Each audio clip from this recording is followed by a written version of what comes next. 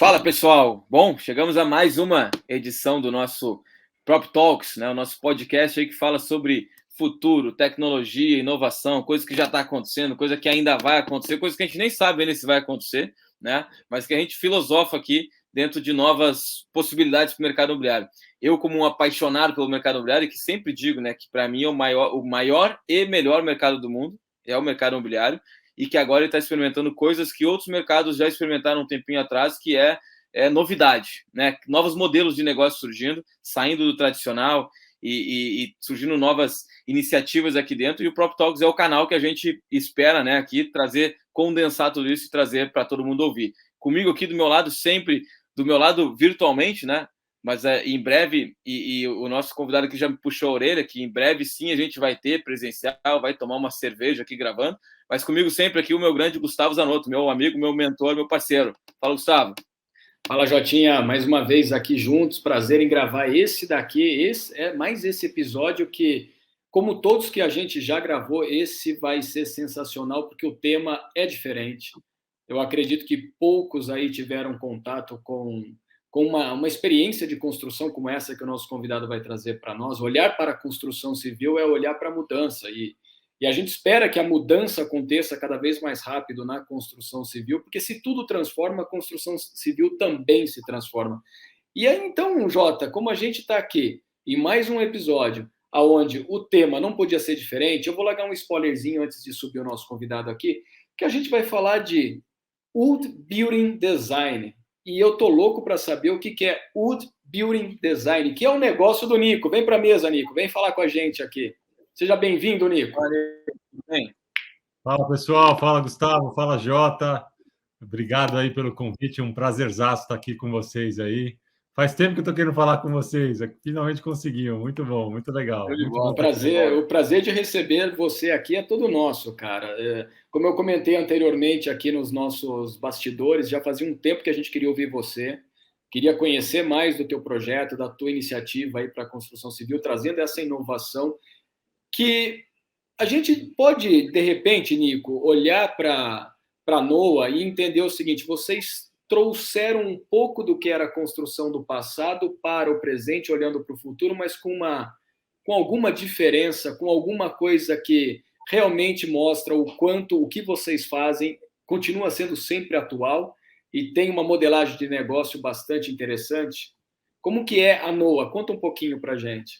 Cara, muito legal essa análise de tempo aí que você fez, né? Interessante porque a NOA ela nasce com o propósito de trazer mais sustentabilidade para o setor e também através da industrialização. Então você tem dois processos muito importantes, que é um processo que a sustentabilidade ela remete ao passado, ao material inicial da construção civil, vamos dizer assim.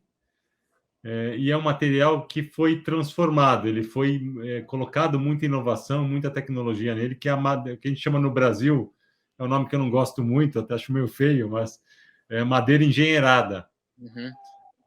Essa madeira engenheirada, que são os timber buildings, né, lá fora, são um material que foi desenvolvido na Áustria 20 anos atrás, mais ou menos, com muita inovação, um processo de inovação muito grande, porque eles, na época, pensou-se como utilizar madeira novamente, só que pensando no mercado imobiliário atual e no mercado imobiliário do futuro, que são as verticalizações, né? A gente tem cada vez mais um aumento populacional que vai demandar mais casas, mais escritórios, mais locais de trabalho, mais espaços em geral, e, naturalmente, para caber todo mundo nas grandes cidades, você tem que verticalizar.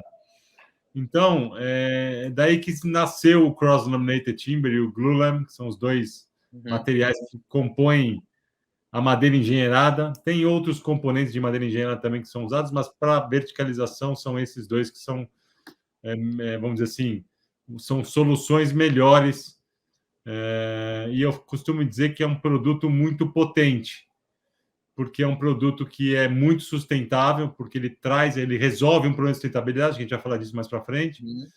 Ele traz uma eficiência estrutural muito grande, ele é muito flexível para a industrialização, E ele é leve, ele é forte, ele é rígido. Então, é um material, quando eu conheci, eu falei, porra, esse é um material espetacular para a gente trazer para o Brasil. Não tem por que o Brasil não ter esse material, porque é um material, não usar ele largamente na indústria de construção, porque é um material que endereça muitos pontos num material só.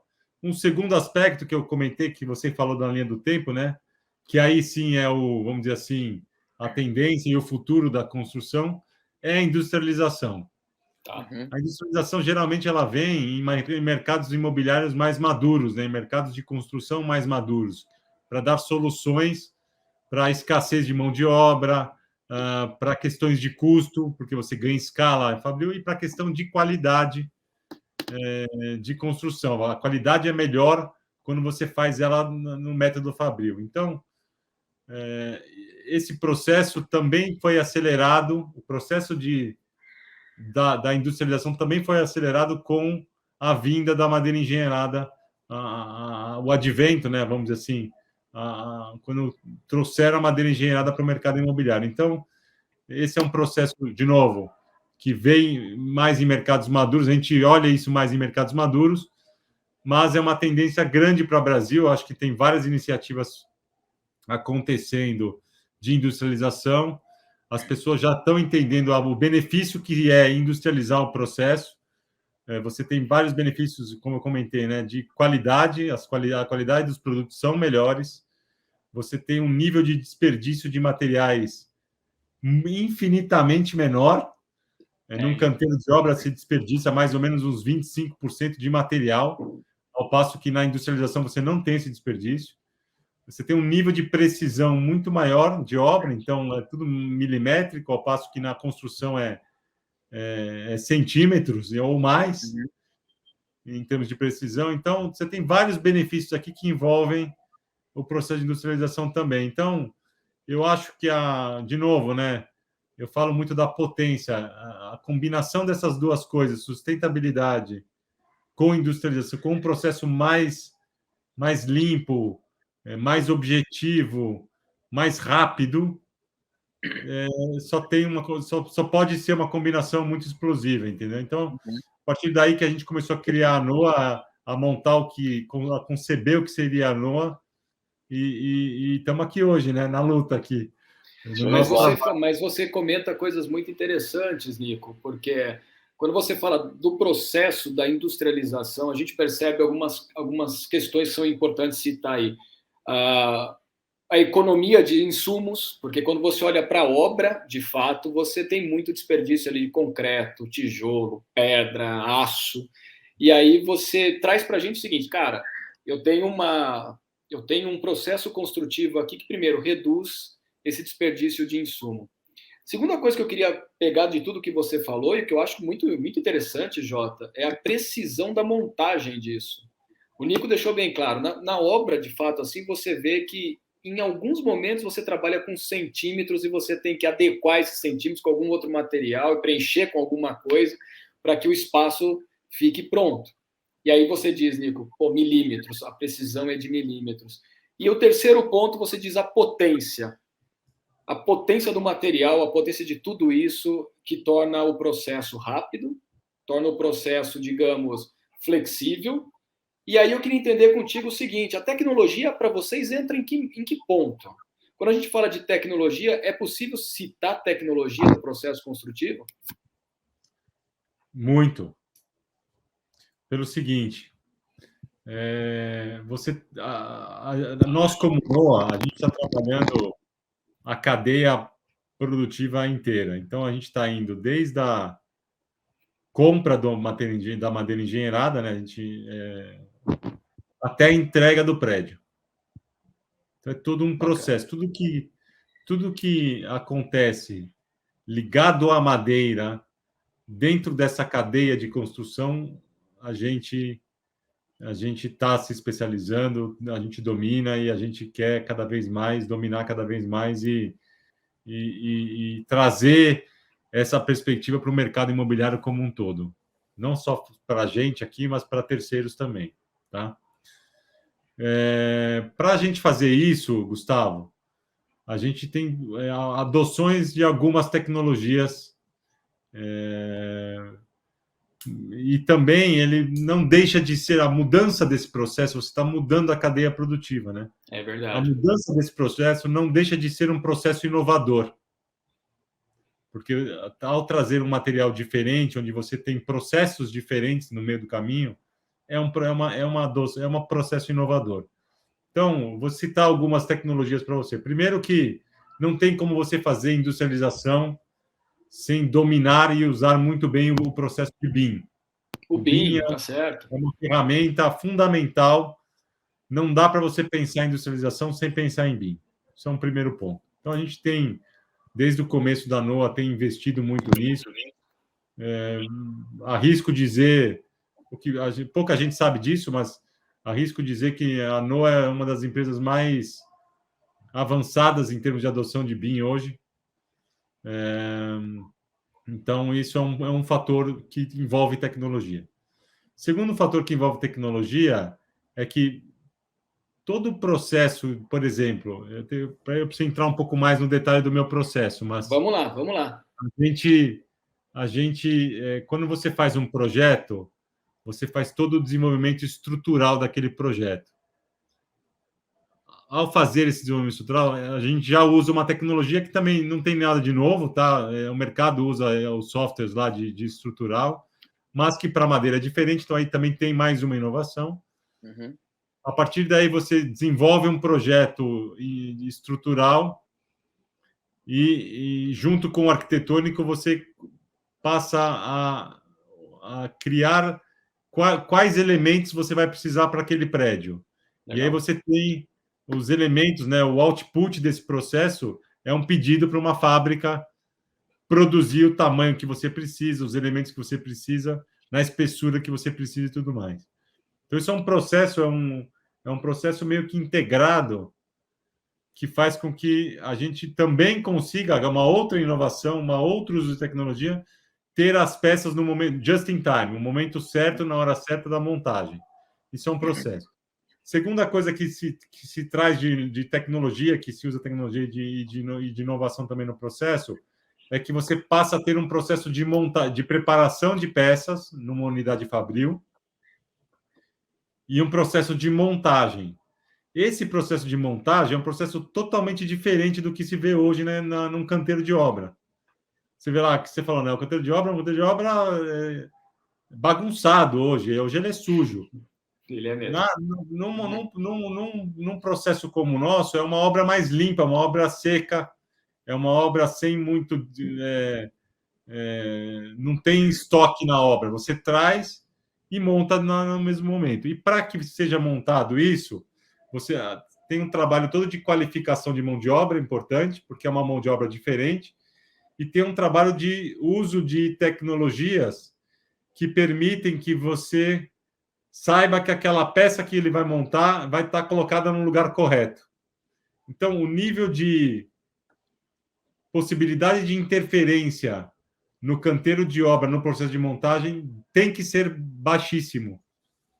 Ele tem que só seguir os processos que foram desenhados para que ele monte a peça no lugar correto. E aí tem outras tecnologias que são adotadas, por exemplo, a gente está estudando um scanner que faz geolocalização dentro da obra. Fantástico. Esse scanner vai falar assim, essa peça número tal, naquele código de barras tal, tem que estar na ponta oeste, sei lá, alguma coisa desse tipo, entendeu? Então você dá as coordenadas até para que ela esteja no lugar correto. Isso é uma outra coisa que é algo que a gente está estudando de como implementar nas nossas obras, talvez não nas primeiras, mas a gente já está estudando o processo desse. É um processo de desenvolvimento de tecnologia inevitável. Então, isso é uma outra adoção. Um ponto que a gente já começou a investir, já está trabalhando, é a arquitetura generativa. Então, a gente isso é novo para mim. É o design generativo, lá fora e aqui se chama arquitetura generativa, Gustavo. É uma tecnologia que é desenvolvida, e a gente está desenvolvendo internamente também, que é o uso de dados para simular diferentes no nosso caso aqui, implantações de prédios, diferentes posições de prédios, diferentes plantas, diferentes lajes, no nosso caso corporativo, né? Você simula diferentes formatações de laje, tipologias. Então, no nosso caso, a gente está usando para isso. E aí tem um monte de outras coisas derivadas a isso, entendeu? Então, Nico, mas esses dados que você, só te cortando um pouco, e depois você continua o teu raciocínio, mas esses dados que vocês estão utilizando, é dado de usuário ou é dado de empreendimento, para definir essas diferentes tipologias? No nosso caso, é dado de empreendimento. No nosso caso. Tá? Tem diversas aplicações, a arquitetura generativa tem diversas aplicações. Por exemplo, vou te dar um exemplo. A gente recebe um terreno novo que a gente vai estudar, né? A gente consegue fazer mais de 50 simulações. Olha aí. Caramba. Então, isso é tecnologia embarcada nos nossos processos, entendeu? Claro, então, fantástico, perfeito. Obviamente, a gente tem trabalhado muito em mostrar, aculturar o mercado, que é a madeira no produto imobiliário, né? Esse acho que é o nosso grande dispêndio de tempo e até de capital também, é em mostrar para o mercado os benefícios que a madeira traz para um produto imobiliário. Mas atrás de tudo isso, backstage, tem um monte de adoção de tecnologias e inovações que a gente até deveria mostrar um pouco mais, para vocês entenderem um pouco mais, mas a gente não consegue mostrar tudo, entendeu? Não, mas um dia nós vamos visitar vocês, se você permitir, eu e o Jota queremos visitar a tua estrutura para conhecer tudo isso. E, Jota... Primeiro a gente vai visitar, depois a gente vai para o bar tomar essa cerveja. É isso. Vamos minha conta. A primeira rodada é minha conta.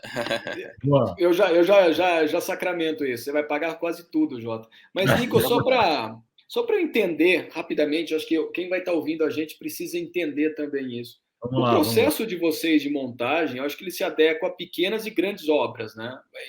Não é um negócio restrito a 1 ou 2 pavimentos. Vocês conseguem erguer mais pavimentos? Não é restrito. É completamente factível você fazer muito mais pavimentos. A gente tem prédios lá fora já construídos de 18 andares. Tem prédios agora em Milwaukee, está fazendo o primeiro prédio de 25 andares. Quebec vai começar a construir um prédio ano que vem de 40 andares. Então, assim, não tem limitação. Limitação técnica não existe. O que existe, muitas vezes, é limitação cultural. Exato. Em alguns países, por exemplo, os Estados Unidos está fazendo agora um de 25, né? Mas começou com 4 andares, depois foi para 6, depois foi para 8, e agora deu um leapfrog lá, pulou para 25, mas... Quando você fala de cultura... Isolo, dá para dizer que é uma coisa que está no começo ainda, então, né? Mas, Jota, se você fizer um paralelo... Jota, já para a gente poder meio que organizar, a minha cabeça e a tua nisso, é como foi a adoção do steel frame no Brasil, né? Ou, vamos lá, mais para trás um pouco, quando você fala das paredes de gesso acartonado, o brasileiro olhava para aquilo e falava, não, eu quero tijolo, areia e cimento. E quando você fazia uma obra de gesso acartonado, o cara falava, o prego que eu bater nessa parede aqui vai afundar, vai passar do outro lado. Ou seja, esse é um ponto muito inteligente e interessante que o Nico traz para um debate, né? A cultura da construção civil no Brasil. A gente vive um processo de mudança de cultura, talvez, Jota. E esse processo de mudança de cultura é só quando a gente traz projetos diferentes como esse. É claro que eu entendo assim, é revolucionador, é um projeto novo, é de inovação extrema, mas, Jota, você está preparado para morar num edifício de madeira? É que também, Zanotto, quando a gente fala de madeira, né, a gente acaba remetendo ao passado, as pessoas que construíam, né, principalmente mais em vilarejos, uma casa de madeira, era aquelas tábuas de madeira fina, né, até assim, eu acho que para contextualizar legal, assim, quando a gente fala de... a sigla é CLT, né, que eu estava lendo no site de vocês, é um desses materiais que enriquecem essa madeira engenheirada, né? E como é assim? Porque, vamos lá, vamos imaginar um processo. Existe uma árvore, a gente corta essa árvore, usa a madeira dela, e ela vai chegar no final, no empreendimento.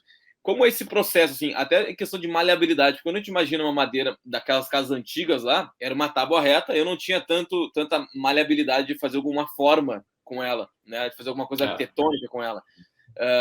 qual é a diferença? Óbvio que tem uma diferença absurda, acabou de explicar um processo tecnológico fantástico aqui, mas qual é para a gente ensinar as pessoas a usarem, né, e se prepararem para esse tipo de inovação? Como é que tu vende essa madeira, digamos assim, Nico? Não, legal. Primeiro, só para deixar um ponto importante aqui. Nem todo mundo, cada empresa tem um processo diferente de uso de tecnologias, tá? A gente mapeou as nossas e entendeu que essas que nós estamos adotando e algumas que vamos adotar, que está no nosso roadmap, são as que a gente precisa para fazer a NOA funcionar do jeito que a gente quer, tá? Então, cada empresa tem o seu caminho, não necessariamente o nosso caminho é o correto, é o verdadeiro. Então, isso é importante, né? Cada um adota a tecnologia que entende que deve adotar. Respondendo a tua pergunta, Jota, o processo é um processo interessante, né?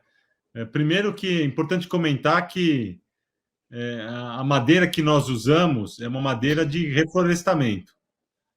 Então, são florestas de pinos, tá? Primordialmente pinos. Tem alguns produtos que são feitos em eucalipto, mas o Cross-Laminated Timber, por exemplo, por enquanto é só pinos.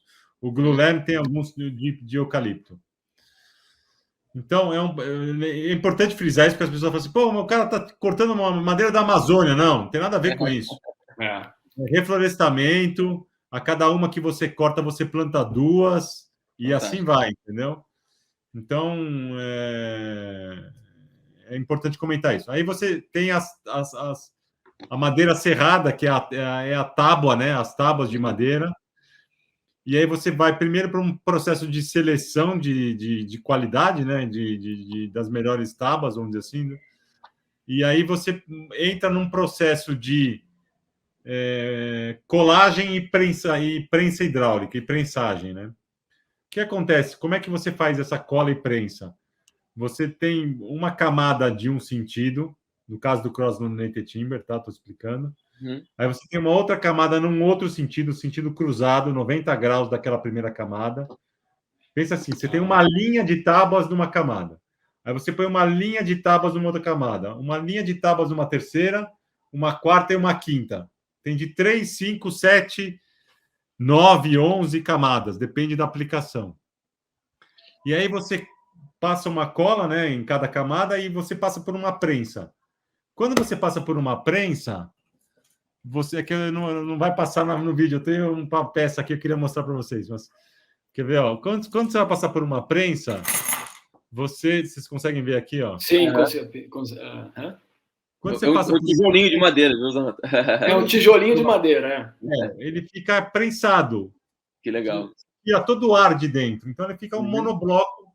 Você não faz nada aqui, ó. Essa aqui é uma camada, uma camada, uma camada. Então, pena que a galera não vai ver, mas daria para exemplificar melhor. E essa camada ela fica um monobloco, um negócio, uma laje de concreto. Rígida, dura, mais rígida até do que o concreto, por incrível que pareça. Olha aí que fantástico. E ela fica um elemento estrutural fantástico. Fantástico. Então, ao fazer isso, o output desse assunto, Jota, desse produto, é um produto, varia de fábrica a fábrica, mas mais ou menos é de 3 metros por 10. Pensa num elemento, pensa numa laje que você vem pronta, 3 metros por 10, pronta para montar, cortada numa CNC, com limites milimétricos, precisão de computador, cortada numa CNC que você vai lá, encaixa uma na outra e põe um parafuso e acabou.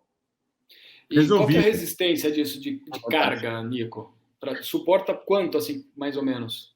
Depende, né, da aplicação, tá, Gustavo? Difícil, não tem uma métrica exata. Mas, por exemplo, de 3 a de 9 camadas é maior que a de 7, maior que a de 5, maior que a de 3, tá? Ok. Mas a resistência é igual ou maior do que as estruturas de concreto, cara. Por isso que a possibilidade de você erguer grandes estruturas de 45 lajes. Por até isso, mais, né? Até mais. Não tem limitação. Eu te digo assim, tecnicamente, não existe limitação de altura. O que existe é São duas situações. Primeiro, o aculturamento que eu falei. E segundo, o aculturamento envolve não só público final, mas também código de obras, envolve engenharia, envolve um aculturamento da cadeia também, de técnicos. E o segundo ponto, que é um ponto importante que tem que ser endereçado, é bombeiro. Né? Pois bem. Tem um código de bombeiros lá. E aí, enfim, não sei se vocês querem entrar nesse tema, mas Vamos lá. a gente já foram feitos vários testes lá fora e no Brasil com os bombeiros. E os testes demonstram uma eficiência muito interessante para madeira vis-à-vis aço e concreto, por exemplo. Ela tem performance melhor até porque ela é mais previsível ao fogo. A madeira, se você pegar essa madeira aqui que eu te mostrei e ficar com o isqueirinho tentando botar fogo, ela não pega. Ela não vai pegar. Diferente, não é uma lareira, né? Que você botou lá uma lenha e botou fogo. Não, aqui não. Isso aqui demora, além de demorar a pegar, quando ela pega, o processo de queima dela é muito lento. Então, ao contrário do que todo mundo acha, e é natural isso, porque está na nossa, a gente cresce com esse cultural. Contexto, é uma madeira que retarda mais a queimar. E palavras dos bombeiros, tá? A ação dos bombeiros nas estruturas de madeira é mais eficaz, porque eles sabem como a madeira queima. Exato. Por exemplo, o que eles falam? Quando eles entram numa estrutura de metálica, é um maior risco deles, porque eles nunca sabem a composição daquela liga, porque não tem uma uniformidade na produção de uma liga metálica. E isso diferencia o tempo de colapso da estrutura. Pois bem. Então, nunca sabe no lugar se aquela estrutura vai colapsar ou não no caso do aço. Na madeira, não. Na madeira, eles sabem. Obviamente, você vai dimensionar isso ao tempo, né? As regras do bombeiro. Quanto maior a altura, mais tempo você tem que dar para a evacuação do prédio. Então, você vai, eventualmente, alargar o pilar.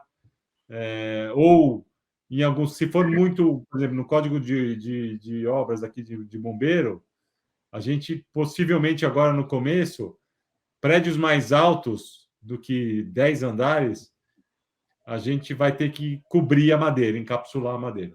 Tá. Com alguma estrutura que... Ela vai ser um elemento mais estrutural do que decorativo. Pois bem. Muito interessante isso, Jota. Eu acho que a gente está partindo aí para um momento onde a gente enxerga que a construção civil começa a pensar em novos métodos construtivos, a adotar novos métodos construtivos e muito possivelmente a gente começa a enxergar para os próximos anos aí que a gente tenha uma preferência por esses novos métodos construtivos ao que a gente já tem do passado aí do tijolo, areia e cimento. Cara, esse ponto que você está falando é fundamental. A gente já tem países no norte da Europa, Canadá, Austrália, Estados Unidos, Japão, China. China já está na 5ª fábrica, tá? Em 2 anos fez 5 fábricas de CLT. Esses países que eu comentei, no norte da Europa, por exemplo, já alguns países, 20% das novas construções já são em madeira engenheirada. 20%. Nossa, isso é bastante. É muita coisa. Por que isso está acontecendo? Porque, primeiro, que entenderam a qualidade do produto. Segundo, que entenderam a qualidade do processo. Terceiro, que tem um amadurecimento do mercado com relação à sustentabilidade. Isso é um ponto fundamental. A gente tem, enfim, questões... a COP26 aí mostrou isso bastante, né, as preocupações, mas nós temos uma urgência climática. Quer a gente queira acreditar nisso, quer a gente não queira. Mas a gente tem. E o fato é que, quando você fala em cada setor da indústria, de qualquer indústria, tem que endereçar esse assunto, tem que endereçar a sua responsabilidade sobre esse problema climático para as próximas gerações. Então, quando você fala isso, o que a indústria de construção está fazendo? A gente está vendo lá várias questões ligadas à operação dos prédios, né? A como ter um prédio mais eficiente energicamente, em termos de consumo de energia, como que você põe equipamentos que consomem menos, energia, água de reuso, energia solar tal. Mas essas iniciativas, elas são positivas, são excelentes, só que elas endereçam um problema de longo prazo, da vida útil do prédio. E o problema de construção é um problema que está sendo endereçado com a madeira engenheirada, porque Só aço e concreto representam 11% das emissões de gás carbônico no mundo. 11%. E a madeira estoca carbono, ela é o contrário. A gente tem a prerrogativa, a possibilidade da gente poder fazer prédios carbono negativo. Olha aí. Olha que coisa fantástica, cara. A gente Sem endereçar dúvida. um problema de curto prazo que a gente tem aí de 1,5 grau de aquecimento global. Pô, é fantástico isso. Incrível. E com relação ao tempo, Nico, de entrega de uma obra, vamos imaginar o seguinte, hoje você... Não, eu acho que essa é a grande pergunta, talvez, né? Porque eu ia perguntar isso já também, Gustavo. Não, Jota, de tudo que ele está comentando, falando, e está mostrando todo esse panorama, cenários, e Nico, só queria ressaltar, você citar a COP26, que eu acho importantíssimo a gente ter um debate sobre o que ela tem sendo discutido entre todos os países, os 200 países que compõem, né, a COP26, porque exatamente a gente enxerga aí um futuro, talvez nem o meu, nem o seu, nem o do Jota, a tão curto prazo assim, a gente ainda vai passar por alguns anos aí, se tudo der certo, a gente vai passar por alguns anos, mas as próximas gerações vão sofrer mais do que a gente está sofrendo hoje com todos esses avanços que o mundo está passando e essa deteriorização do mundo, né, frente a tudo que está acontecendo. E foi muito legal você ter citado a COP26, tem outras pessoas que já estão se preocupando e escrevendo coisas e falando sobre isso, acho que é um tema muito relevante, Jota, e pode ser um tema que a gente pode explorar em um próximo debate de Prop Talks. Muito legal, Nico, você ter trazido esse tema para dentro da mesa aqui. Mas, falando de tempo, Nico, eu trabalhei durante muitos anos em grandes incorporadoras de São Paulo, tá? E uma coisa que sempre me incomodava era o seguinte, cara, nós temos uma área, nós temos ali o terreno, nós vamos subir uma torre ali, 2, 3, 10, 15, sei lá quantos, mas a gente só vai ver o final disso daqui a 5 anos. Tá? Entre o tempo de aprovação de projeto em prefeitura e você começar a bater a primeira estaca ali para poder subir o prédio e tal. E tem algumas localidades do Brasil que leva 7, 8 anos para o produto ser entregue. E aí quando você vê... Não é, Jota? Você também que já trabalhou em empresas imobiliárias, você sabe disso. Agora, Nico, vamos lá para o processo prático mesmo. Vamos lá. Colocamos a NOA no processo, olhamos ali, vamos subir uma torre aqui de, vamos brincar, em 10 andares, sem querer dar prazo específico e determinado, mas pelo que eu estou ouvindo você falar e pelo que a gente está conhecendo do que vocês fazem, qual que é a redução estimada do prazo de entrega de uma obra? Zanotto, até antes do Nico falar, só para completar, isso é muito importante porque o mercado imobiliário, por mais que a gente fale aqui de eficiência energética, de uma eficiência, pelo que eu vi que o Nico mostrou, no vídeo a galera vai poder ver, porque vou prometer de novo, a gente vai subir os vídeos em seguida, tá? Eu estou só prometendo aqui, café, cerveja, vídeo, uma hora vai. E a gente viu que botei no enrascado, hein? Mostrei um negócio no vídeo aqui, você vai ter que mostrar. Vou ter que mostrar o vídeo. Exatamente. Agora. Mas a gente consegue ver que tem uma eu consigo perceber, né, que é uma coisa que tem um isolamento acústico também, né, que é uma coisa super importante também, isolamento acústico térmico. E então tudo isso é muito vantagem. A gente escuta mesmo, caramba, eu quero morar numa casa, num apartamento construído desse material, né, quando tu escuta isso. Mas o mercado comercial, o mercado imobiliário, ele por vezes ignora algumas coisas, porque o mercado está preocupado com o quê? Venda, né? Venda, tempo e, cara, o sucesso do meu negócio, o sucesso da minha obra, né? Eu quero que ela construa rápido, não nem construa rápido, porque ninguém consegue construir rápido hoje, né? Mas eu quero que ela venda ali e eu consiga retornar meu dinheiro. Um dos assuntos, acho que mais sensíveis que tu consegue viralizar mais no mercado é justamente o tempo. Por mais que tu tenha uma série de outras coisas que é fantástica, o mercado comercial ele vai olhar muito, muito mais atendido. Será que eu vou reduzir meu tempo aqui, conseguir lucrar antes, digamos assim, né? E agora deixo para ti completar essa questão aí. Não, essa questão é muito boa, essa questão do tempo, muito bem colocado por vocês aí. A gente tem uma perspectiva já, um dimensionamento de algumas obras que a gente já está desenvolvendo, né? Uns projetos. A nossa estimativa para esses primeiros projetos é uma redução de 20% a 25% do tempo. Então, você tem uma obra de 24 meses, só a obra, tá? Estou falando, não a parte de aprovação, essa parte aqui é given, né? Não tem o que fazer. Isso aí a blockchain daqui a pouco vai resolver. Tomara, se Deus quiser. Mas a obra em si, se demora convencionalmente 2 anos, ela vai demorar 18 meses para a gente. Então, estamos falando aí de 1/4 do tempo reduzido. A nossa meta, o nosso objetivo aqui é chegar em 50% do tempo. Cacete. Que Assim ganho, como hein? é lá fora. Alguns projetos lá fora já endereçaram esse ganho de tempo, e a gente está aqui com um objetivo bem ambicioso aqui nos próximos anos, não nos primeiros projetos, obviamente, que tem todo um ganho de escala aí, e um ganho de eficiência natural, a gente está aprendendo com o processo também, de trazer uma eficiência de 50% do tempo. Esse é o ponto. E aí tem vários aspectos ligados à economia de tempo, tá, Jota e Gustavo? Primeiro delas é assim, quando você fala de um investimento para renda, seja ele comercial ou residencial, a economia do tempo ela é fantástica, né? Porque ela te ativa aquela receita muito mais cedo, né? A sua perspectiva de o seu ciclo, sem curto ciclo econômico, tem impacto direto, exatamente, Jota.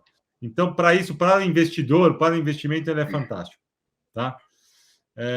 Para as questões ligadas à residencial, aí você tem algumas características ligadas ao Brasil, a forma como nós vendemos aqui no Brasil, que talvez você restringe um pouco mais o seu. Temos que achar diferentes soluções, tá? Se você, por exemplo, o que eu estou querendo te dizer? Soluções financeiras, né? Então, o que eu estou querendo te dizer? Quando você faz um lançamento de um prédio no convencional e você demora lá 2 anos e meio, 3 anos, 4 anos para construir, no final, esse período de até chaves é um período de poupança para as pessoas comprarem. E esse período de poupança, quanto mais tempo você dá, mais você sobe, você abaixa, vamos dizer, a sua régua de. Você coloca mais potenciais compradores para dentro do teu empreendimento. Aumenta o funil, né? Aumenta o funil. Agora, o que acontece? O que acontece? Olha só que interessante. Uma obra mais rápida, ela te traz um risco menor, um risco de obra menor. Uma obra mais controlada, uma obra mais previsível, uma obra mais precisa, que essas são características todas da industrialização. Todas. Tudo isso te traz uma previsibilidade de obra muito melhor e um risco desse período de obra menor. O que significa isso? Significa que os bancos vão poder fazer outros tipos de crédito, porque eles sabem que o risco é menor. Perfeito. Então, por exemplo, por que não fazer o crédito associativo, que é da Caixa da Minha Casa Minha Vida, para outras rendas? Exato. De risco.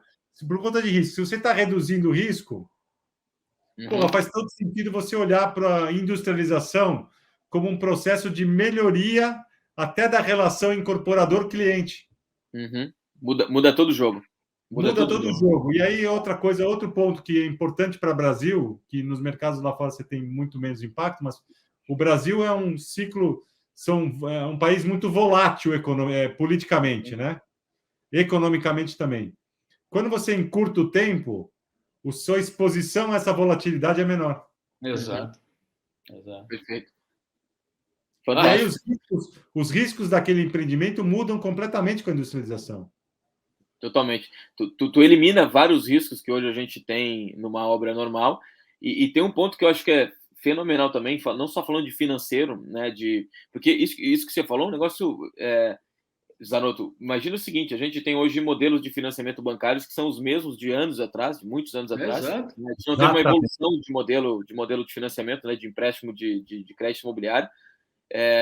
Aí já cruzando com outros assuntos que a gente falou, né, a gente tem hoje um outro mercado financeiro sendo formado pelas DeFi, né, pelas operações de blockchain de finanças descentralizadas, que elas são muito baseadas em peer-to-peer, né, em garantias. Então, se tu tem uma obra industrializada, é bem provável, hoje eu vou fazer uma mandinar aqui, uma previsão, é bem provável que a gente consiga ter dentro dessas DEX, né, dessas corretoras descentralizadas, um modelo de garantia de empréstimo para imóvel para obra industrializada, porque tu tem uma previsibilidade, como o Nico bem falou, muito maior, porque tu vai falar assim, me empresta dinheiro para eu comprar um apartamento na planta, aqui, sei lá, aqui em Porto Alegre, uma consultora qualquer, fica pensando, tá, beleza, mas eu nunca vi obra dessa consultora, não sei como é que é, né, se ela vai construir em 3 anos, 3 anos o mundo mudou, né, que isso é um outro ponto que a gente tem que falar de tempo, né, porque o mundo está mudando tão rápido que você tinha uma febre de loft, por exemplo, aqui em Porto Alegre, estúdio, apartamento compacto, todo mundo lançou apartamento compacto, mas agora talvez a próxima geração já começa a ter mais família de novo, e aí aquele prédio compacto que foi lançado, demorou 5 anos para lançar, já acabou o time dele, né? E a gente não só falando de dinheiro, mas o mundo está mudando rápido. Então, tu tem uma obra de 18, 24 meses, são 2 anos ali que tu entendeu o jogo e tu consegue lançar para essa geração ainda, né? E aí tu imagina, tu pega o mercado novo financeiro que está começando a ser formado, e tu tem essa previsibilidade, que é o que o mercado imobiliário nunca conseguiu dar, né, em termos de obra. Cara, a gente está falando de novos modelos de negócio saindo, né, nessa fusão financeira e imobiliária. Fico até arrepiado. Exatamente. Cara, o nome do jogo não vai mudar. O jogo vai mudar. Cara, a gente vai ter novos emprestantes de dinheiro, a gente não vai comprometer um único financiador do dinheiro, que é o FGTS, hoje financia a maioria dos financiamentos imobiliários aí. Você vai ter outros entrantes nesse mercado, você abre outras possibilidades para mercado financeiro, para obtenção do crédito, enfim, até os bancos aí a gente percebe que eles vão começar a ter que se adaptar a um novo modelo de construção civil. Sim. Fantástico, fantástico. Sim, até porque, Gustavo, quando você faz um financiamento à produção, você tem toda uma metodologia nos bancos de analisar a execução físico-financeiro, né? Aqui, na industrialização, no nosso processo aqui, é totalmente diferente, porque você começa a ter processos em paralelo, não em série. E esse processo em paralelo começa a mudar a dinâmica que você olha esse cronograma físico-financeiro. É isso aí. É isso aí. Porra, fantástico demais. Olha, em pouco tempo a gente descobre muita coisa, cara. E, Nico, vocês já estão operando, eu sei que o escritório de vocês é em São Paulo, a matriz de vocês é aqui em São Paulo, mas vocês estão olhando para o Brasil, já projetando um crescimento. Como é que vocês estão hoje? Qual é o momento da NOA hoje? Não, legal. A gente está hoje muito focado em São Paulo, tá? Que é o nosso quintal, vamos dizer assim. Estamos desenvolvendo alguns projetos aqui em São Paulo já e preparando aí outros para o ano que vem, né? Então legal. Tem muita coisa vindo aí. A gente está super feliz aqui com o nosso momento muito bacana. A gente fechou em setembro desse ano um fundraise, né? A gente vendeu uma participação para a Dexco, né? A antiga Duratex. Então isso foi muito bom porque validou o nosso trabalho até então e nos trouxe, além de uma institucionalidade muito forte, um capital para a gente fazer uma aceleração no nosso crescimento. Então eu tenho olhado muito para São Paulo, Circuncita São Paulo, tá? Ainda olhando para o interior de São Paulo já, eu acho que tem um baita potencial de crescimento para a gente aqui no interior. A gente está começando, Gustavo e Jota, focado em prédios corporativos primeiro. Legal. E aí a gente, por que prédio corporativo, né? Pelo aculturamento. A gente tem um conceito de flight sustainability, né? E nesse conceito de flight sustainability, na nossa visão, ele segue um caminho que é capital, empresas, pessoas. Capital impulsiona as empresas que impulsionam as pessoas. Apesar de que tudo isso são feitos de pessoas, né? Uma curiosidade, mas o mundo gira dessa forma. Então, as empresas hoje estão sendo muito cobradas pelo capital para serem cada vez mais sustentáveis. E aí que está a nossa demanda. A gente conversa com as empresas, a gente já vê que as empresas dizem, pô, que legal que vocês estão fazendo isso aqui, a gente quer fazer, queremos nosso escritório no futuro aí, e por aí vai. A gente, obviamente, tem discutido alguns build-suits até, ou seja, monousuários, e discutido, por exemplo, em alguns escritórios, algumas empresas específicas para endereços específicos. Então, isso é muito legal. Conforme essas empresas ocupem esses espaços e as pessoas ocupem esses espaços, que são de pessoas, eles vão falar, pô, olha que interessante trabalhar aqui, esse negócio é legal, esse negócio é seguro, pô, que legal. Pô, por que não tem uma casa para morar, um apartamento para morar com essa mesma tecnologia? E aí a gente vai construindo o processo. A pandemia, ela, dentre todas as desgraças que ela trouxe, ela acelerou um processo, uma consciência, ou ao contrário das desgraças, né, ela acelerou uma consciência sustentável. Isso é verdade. Isso é E bem algumas verdade, pessoas já têm nos questionado sobre o residencial antes da gente imaginar. Então, a gente já tem estudado alguns projetos de residencial, mas a gente está muito, como eu te falei, muito focado nos nossos primeiros empreendimentos aqui, comerciais, corporativos, né? São lajes corporativas, de 4 a 10 mil metros quadrados, é mais ou menos esse o range dos projetos que a gente tem. Estamos com um build-to-suit agora para fazer, uma loja de varejo. Pô, tem bastante legal. Então tá rodando legal, cara. A gente estava super animado, formando o time, que é uma parte difícil, né? Porque quando você tem que crescer rápido, a formação de time ela leva um tempo, então tem toda uma formação de time, uma formação de cultura, todo o processo de formação de empresa, que você sabe como é que funciona.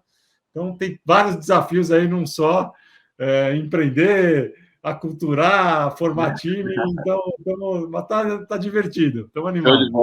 Esse é o jogo, né, Nico? Esse é o jogo, Esse né? é o jogo. Esse é o jogo. Faz parte. Ô, Zanotto, aproveitando aí, porque a gente já está se encaminhando aqui para o final, acho que esse é um papo que, sem dúvida, tem que continuar, né? Eu ainda estou curioso com algumas coisas aqui, para fazer uma segunda rodada aí. Vai ser presencial, viu, Nico? Vai ter uma cerveja com a gente aí. Mas fazer uma pergunta que a gente faz, às vezes, no início do Prop Talks, que é perguntar o que o nosso convidado que está com a gente imagina dos próximos 10 anos de mercado imobiliário. Mas eu quero mudar um pouco para ti. É assim, quando tu imagina, tá, que a gente vai ver no Brasil, né, nas capitais e daqui a pouco nas cidades de interior, construções sustentáveis, assim, com esse processo construtivo que eu achei fenomenal, porque tu, basicamente, quando tu contou para a gente de tecnologia, tu contou uma esteira digital, né? Eu nunca imaginava uma construção digitalizada. Então, vocês conseguiram digitalizar a construção. Quando tu imagina que isso vai estar acessível, tanto financeiramente, mas acessível para que outras construtoras, pessoas, né, usem a Noah, mas que estejam em mais lugares. E também, eu acho que o desafio, por exemplo, estava pensando, imagina um estudante de arquitetura que saiu da faculdade há pouco tempo, ele projetava casas, né, ou apartamentos olhando para a construção de concreto, e agora surge um novo processo que é muito melhor. É muito diferente para te trazer também essas pessoas para o lado, assim, tem que formar de novo, ou dá para adaptar. Então, juntando tudo numa mesma pergunta, como a gente faz mais pessoas terem acesso a isso ao longo do tempo? Em quanto tempo a gente consegue fazer isso, provavelmente? Não, vamos lá, boa pergunta, muito legal. No caso da Noah, vocês vão começar a ver canteiros de obra ano que vem. Então, você vai começar a ver obras acontecendo em madeira ano que vem. Aí tem os seus cronogramas, cada obra tem o seu cronograma, e algumas devem acabar. Essa, por exemplo, varejo vai acabar o ano que vem mesmo, então já tem coisa pronta. E aí outras nos anos seguintes, né? Depende de cada cronograma, do tamanho de cada empreendimento.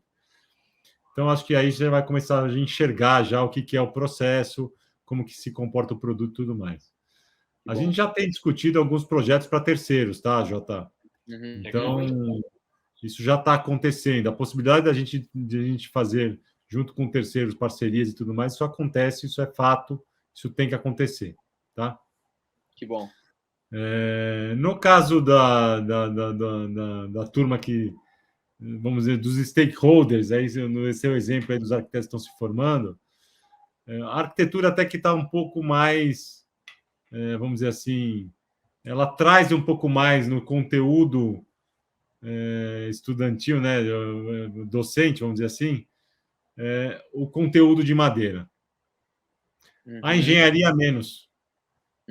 Tá? Então, isso é um trabalho que a gente quer fazer, a gente tem feito pouco ainda, tá? Mas a gente quer fomentar isso nas universidades, porque é importante que desde a base, desde as universidades, você tocou num ponto fundamental, cara, que as pessoas se preparem para entender o que é esse futuro, né?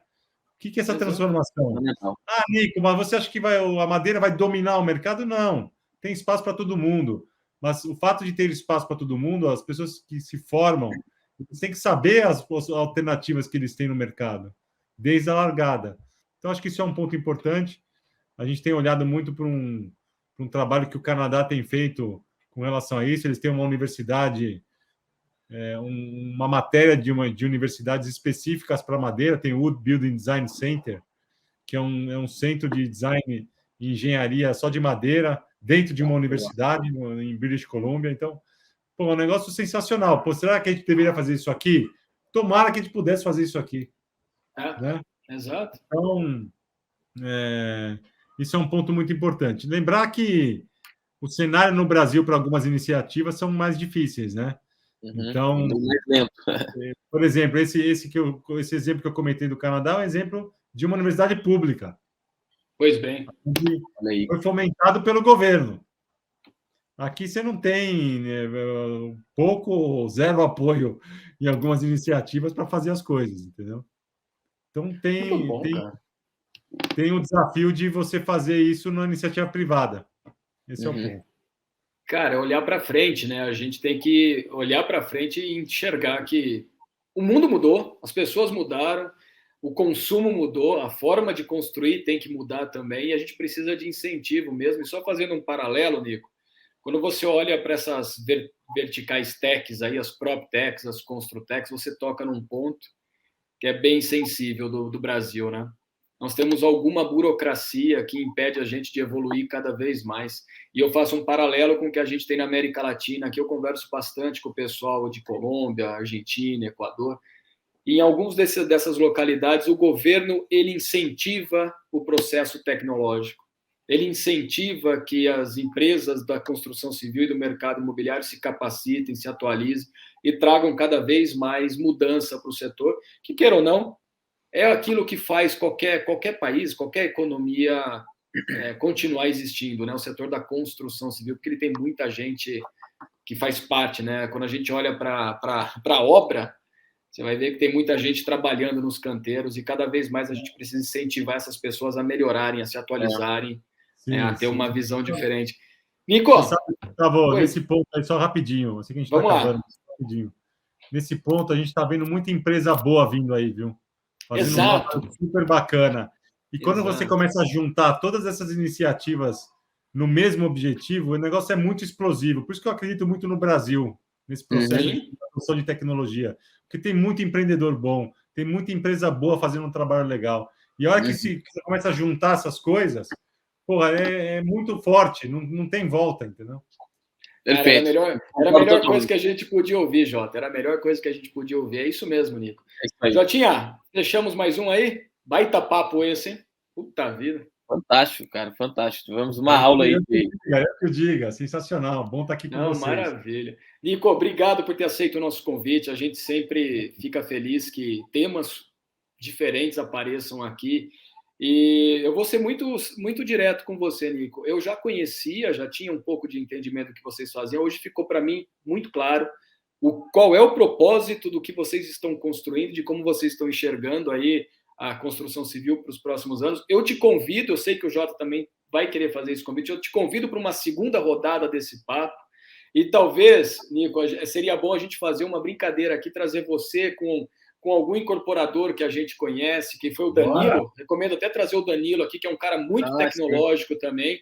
É um cara que está muito à frente do tempo dele, está em Goiânia. E se a gente puder fazer essa brincadeira, São Paulo, Porto Alegre e Goiânia, falando de temas como esses que estão voltados à inovação, à construção civil, vai ser muito legal para a nossa audiência. Nico, obrigado por ter aceitado esse convite, cara. Imagina, obrigado a vocês, é um prazer enorme estar aqui. Pô, tô dentro na próxima aí, pode me chamar, porque eu adoro falar, eu sou entusiasta desse negócio. E acho que o Brasil está arrumando para um caminho legal de Construtex e de adoção de tecnologias muito bom. E parabéns para o trabalho de vocês. É muito legal ter pessoas como vocês aí, referências no setor, falando dessas adoções, dessas tecnologias e desse novo mundo que a gente está construindo juntos aí, todo mundo. É isso aí, estamos construindo juntos. Cara, eu fiquei bastante, assim que começar o residencial aí, as casas da NOA, eu quero morar numa casa dessa, hein, Zanotto? Eu fiquei muito interessante. Pô, eu gosto, cara, como tu falou, eu sou também um entusiasta do nosso mercado e a gente fica muito animado quando a gente vê coisa nova e coisa legal acontecendo, né? A gente quer usar, quer ajudar a expandir, quer estar sempre... E é bem o que você falou, quando se juntam pessoas boas aí e o mercado... eu sempre falo, todo episódio nosso eu falo isso, mas uma coisa que eu vejo diferente do nosso mercado hoje e de quando eu entrei há 10 anos atrás, um pouquinho mais de 10 agora, é que antes era muito fechado o mercado, e hoje é um mercado que está completamente aberto, colaborativo, né, e tende a crescer cada vez mais. Gratidão aí, obrigado por participar com a gente. Zanotto, valeu por mais uma aí. E valeu, Jota. Vamos agora para a próxima, hein? Abraço, Fechou. pessoal.